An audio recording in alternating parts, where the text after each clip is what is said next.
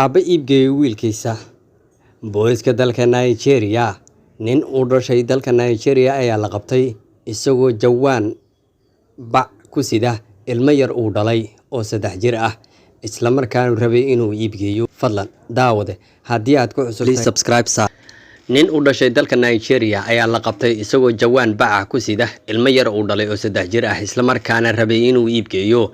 Booliska dalka Nigeria ayaa gacanta ku dhigay ninkan kadib markii la weydiiyay sababta ku kaliftay arrintan ayuu yidhi waxaan dhalay 8 caruur ah aniguna wax shaqo gacanta kuma hayo, marka inta 7 kale gaajo u dhiman lahaayeen waxaan go'aan ku gaadhay inaan iibiyo mid ka mid ah 8 caruur si aan u helo waxay ku noolaan lahaayeen inta kale. Subxaanallah.